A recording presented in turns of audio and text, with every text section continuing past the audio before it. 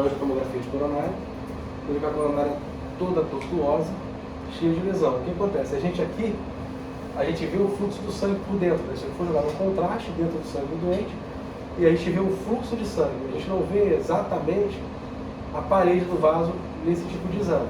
Então você sabe que isso aqui está baixando aqui, o fluxo está tendo que fazer isso, tem alguma coisa que obstruiu. Isso aqui é uma angiotomografia de coronária. Passa a próxima. O que acontece? O doente que tem a doença coronariana tem a doença chamada doença aterosclerótica. A principal causa da doença aterosclerótica é a genética. Isso aí já é mais do que confirmado. E aí, de acordo com o seu hábito de vida, você ajuda ou não a sua genética a trabalhar a sua vida. Mas mesmo que você tenha, se tiver genética para isso, se tiver uma vida saudável, você ainda não está livre de talvez precisar de alguma intervenção no seu coração.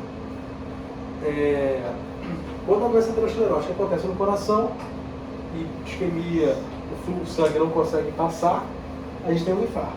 Quando isso acontece nos vasos da cabeça, a gente tem AVC. Mas é a mesma doença, uma doença cardiovascular.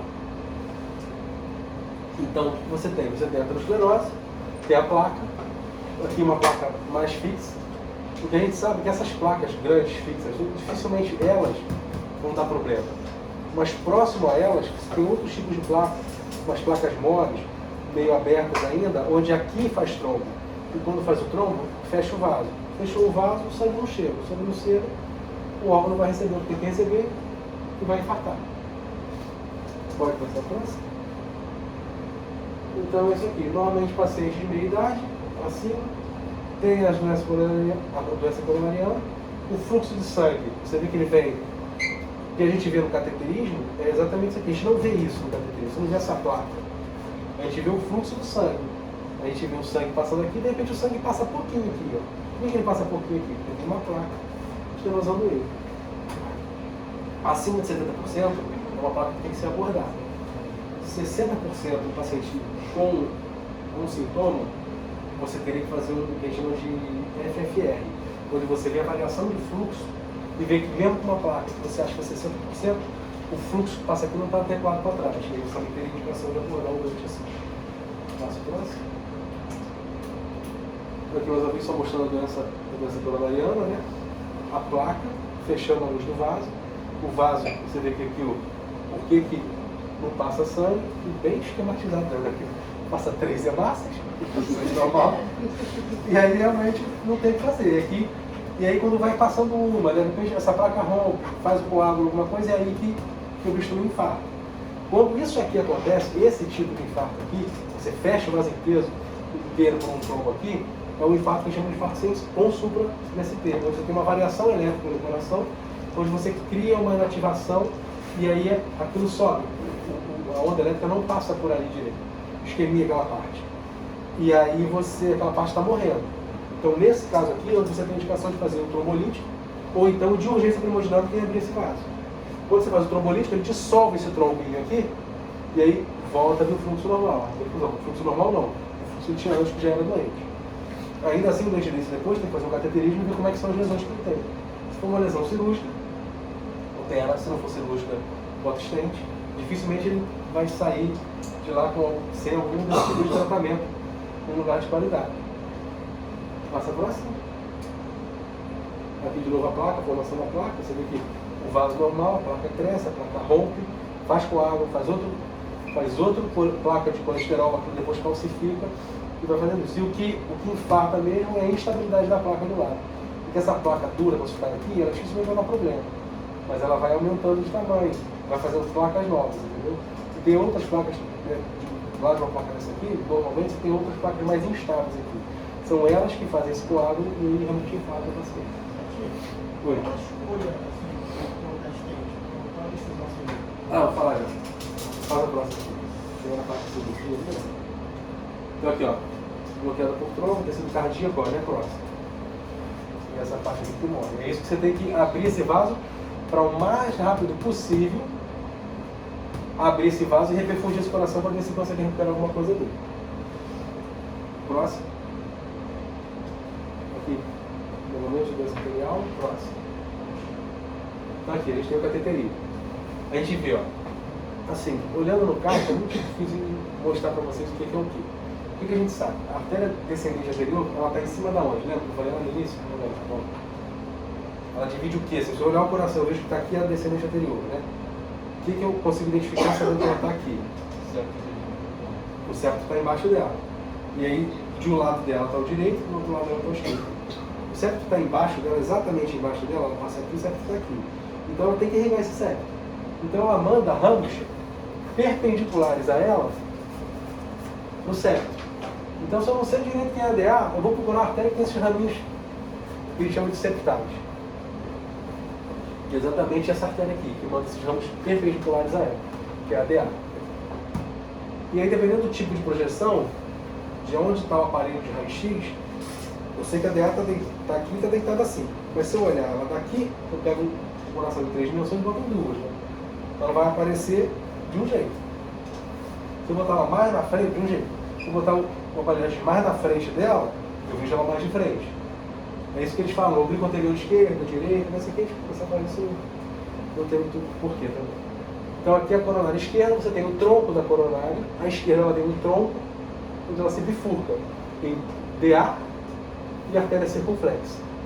Da artéria circunflexa, você tem os ramos marginais. E da DA, você tem os ramos diagonais. E tudo isso por ventrículo esquerdo. Então você vê a DA, ela irriga o septo, que é uma parte que é responsável pela função cardíaca dos dois lados do coração, que é o septo, que é a contratividade importantíssima, e ainda manda ramos um pouco para a parede lateral. Então é o vaso mais importante que tem no coração. Você tem uma DA funcionando bem, indica que você tem o septo contraindo bem, uma parte da parede lateral do seu coração, do ventrículo esquerdo, contraindo bem também. É difícil o cara morrer tendo uma DA boa. Ele infarta, sente dor e tudo, mas morrer tendo uma DA boa é mais difícil. E aqui a coronária direita. A coronária direita não tem tronco, é a coronária direita. Ela desce, ela manda alguns ramos marginais, e no final ela se bifurca em artéria ventricular posterior e a artéria análoga da DA, só que atrás, posterior, que é a descendente posterior. Ela aqui não mostra, mas ela também tem os raminhos septais aqui também fazendo, igual a DA. Então você está na coronária direita, você sabe que você está na coronária direita. Você vê a artéria com os raminhos perpendiculares a ela, é a descendente posterior. Pode passar para nós? Então aqui na cirurgia de revascularização, desculpa. Então aqui, o Vinícius perguntou, quando é que eu vou botar stent, quando é que eu vou operar? Foi feito um trabalho chamado Syntax, onde eles avaliaram o grau de complexidade e o risco de cada paciente. Quanto maior, quanto mais complexo, maior o Syntax. O que eles viram? O paciente com Syntax score alto, você tem um benefício maior operando, desde que o vaso acometido seja o mais importante deles. Já DA. Você tem uma lesão na DA com Syntax score alto, 3 vasos acometidos, lesão complexa, eles sabem que a médio e longo prazo, o paciente que opera, ele vive mais, ele tem menos chance de ser abordado pelo coração por qualquer motivo e menos chance de morrer do coração de qualquer causa. É o que isso já é comprovado. Já foi feito. O que é mais legal dos hemodinamicistas é que eles querem mostrar que isso não é necessário, que vai acabar se eles não estão fazendo trabalho um atrás do outro para comprovar o benefício do stent. E todos os trabalhos mostram que a gente não tem que fazer trabalho, é só esperar os hemodinamicistas ficarem fazendo.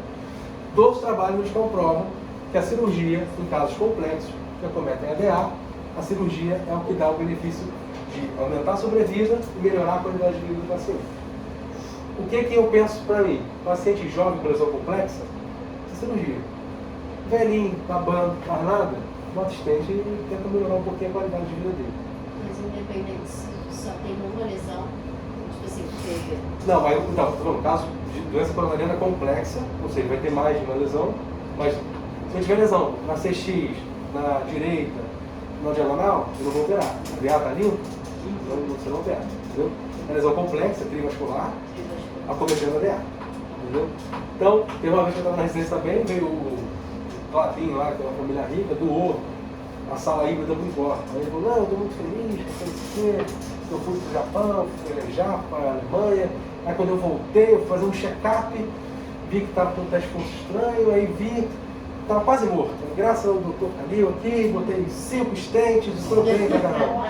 Na hora que ele falou isso, os cirurgiões todos se olhando assim, gente, 5 estentes, eu não tinha que ter posto estente.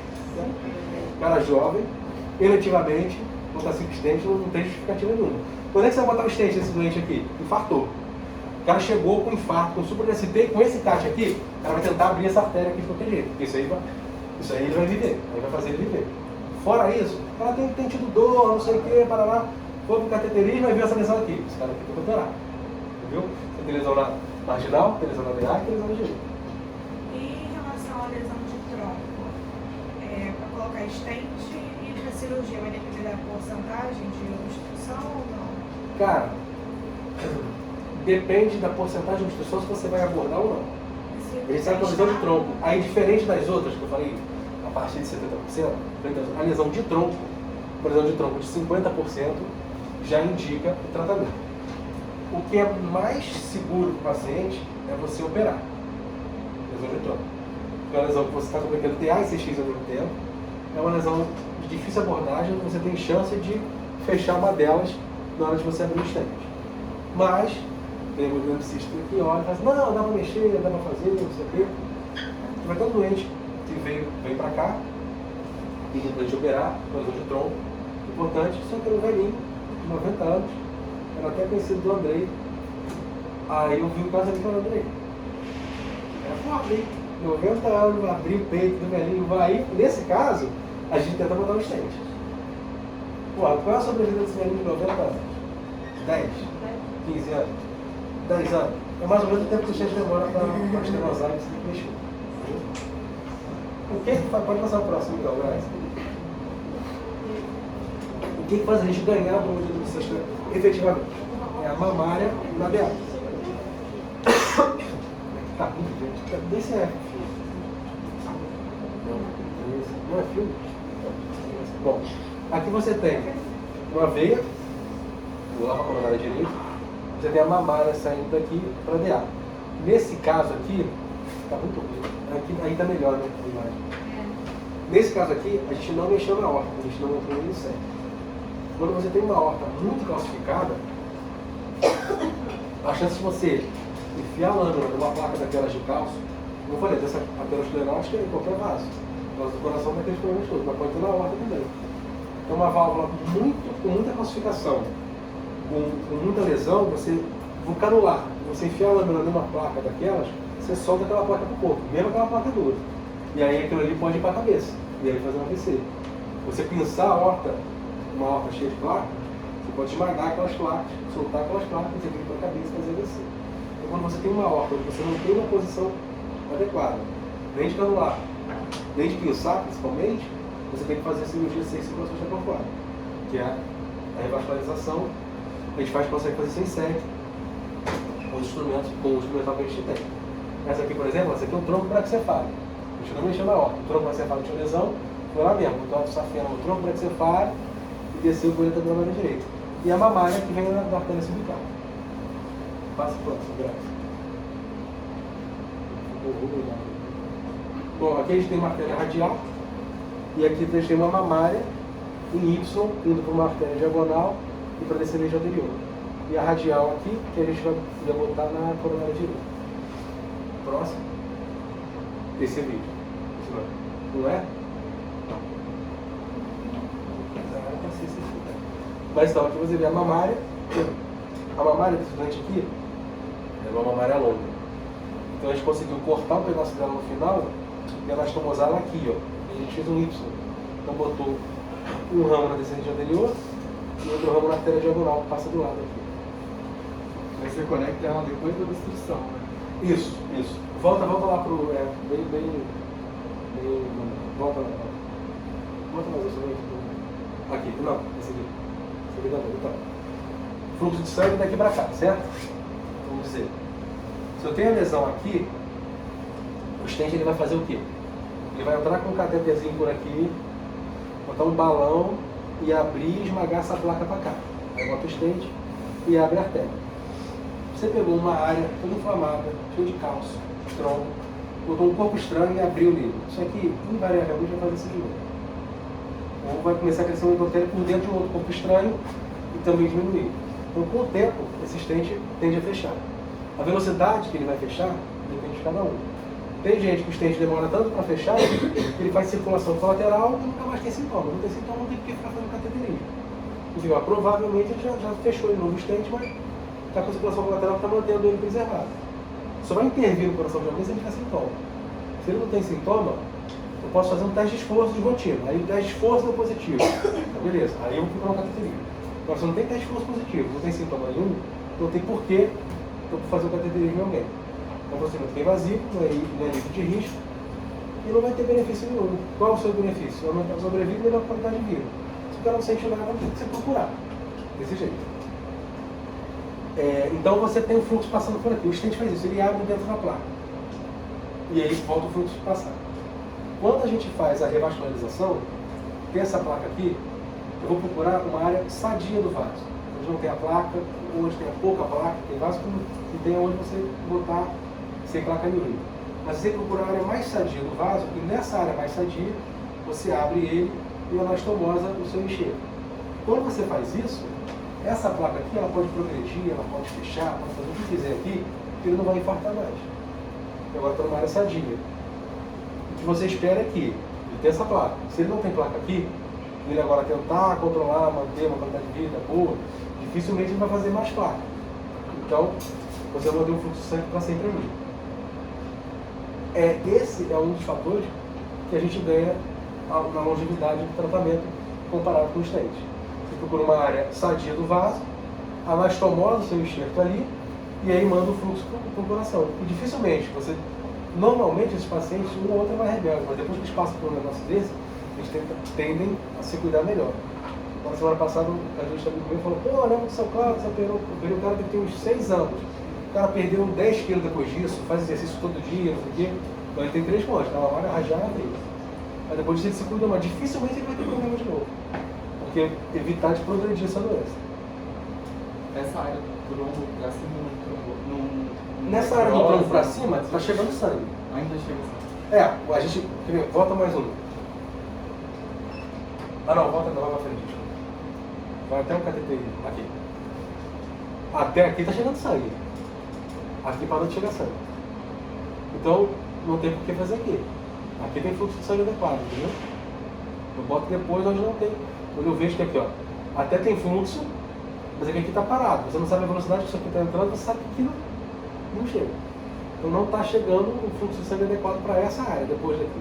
O sangue vem daqui para cá, não tem lesão nenhuma, até aqui ele está chegando. Você tem que botar a ponte depois da lesão. Entendeu? Um stent iria abrir isso aqui, iria passar o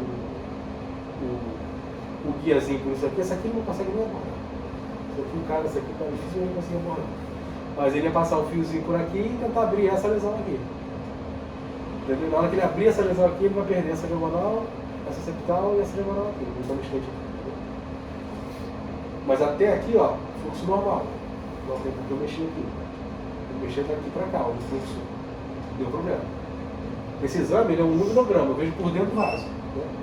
Eu não vejo a parede. Aqui tem que estar um negócio de você botar a mão para igual a parede assim. Pode passar? Qual a diferença entre uma artéria e uma veia ali nessa revascularização? Como na assim? escolha? Porque às vezes a fena, às vezes a radial. Sim. Não, o que a gente sabe é que a mamária DA, comparada com a safena, a mamária, em 10 anos, 90% das safenas estão fechadas. 90% das mamárias estão abertas. Então, você mantém a patência do vaso em 10 anos. Então, já que na mamária DA é assim, por que eu não vou usar a mamária também no outro tipo? E aí, começar a usar a mamária direita para fazer os outros enxertos, mas não tinha trabalho comprovando esse benefício. Aí fizeram esse trabalho e viram que realmente tem o benefício da mamária, ela continua aberta, a mamária direita também. Então, pô, são duas artérias, será que a radial não é assim também? Aí começaram a usar a radial acreditando nisso. Mas até agora ninguém comprovou que é melhor que a veia. Entendeu? Não tem ainda nenhum estudo que consiga comprovar que a radial é melhor que a veia. Acredita que sim. Estão sendo feitos estudos para isso. Mas ainda não tem. E o que teve tentando comprovar isso, eles botaram na verdade era a mamária, com enxerto venoso e botaram com outros enxertos, mas no outro enxerto não especificaram se precisava ser radial ou veia. Aí botaram radial no meio dos outros. Eu falei, porra, aí o cara olhava e falava assim, cara, não pode usar a mamária aqui, né? Nesse outro enxerto, no segundo enxerto. Pô, então vou botar radial. Pô, cara, entendeu? Os caras faziam isso porque podia no trabalho. Então, tipo, pô, eu boto radial com veia. Então tá fazendo agora um estudo chamado ROMA para comparar veia com radial, mas ainda não tem comprovação científica de melhora de mortalidade o segundo enxerto arterial. Tem comprovação de melhora de qualidade de vida. O cara que usa um segundo enxerto arterial, ele sente menos dor depois. Depois ele fala assim, passou um tempo, às vezes ele sente uma dorzinha, sente um desconforto, às vezes, o cara que usa o segundo enxerto arterial tem a qualidade de vida melhor, mas não alterou a mortalidade. Ninguém morreu menos porque botou o enxerto arterial. Ainda. Então, como tem melhor da qualidade de vida, preconizado pelo menos 2 enxertos arteriais para você usar. Entendeu? E eu acredito que quanto mais enxerto arterial você usar, melhor. Eu acho que é um vaso que já foi feito para receber sangue em alta pressão, que é a radial, as mamárias. Se tem a patência da mamária a longo prazo, eu acho que dificilmente você conseguir ganhar da radial. O que comprovaram é da safena no touch, que é uma técnica de tirar a safena sem encostar nela. Você tira a lapa assim de gordura da safena com um buraco nesse tamanho na perna de dentro, viram que realmente ela tem uma patência melhor. Em comparação, tem uma quantidade de infecção de perna muito maior. Eu não gosto. Não, a gente não morre, mas assim, pô, ficava mais tempo internação. Pode ir pro próximo? Doença valvar.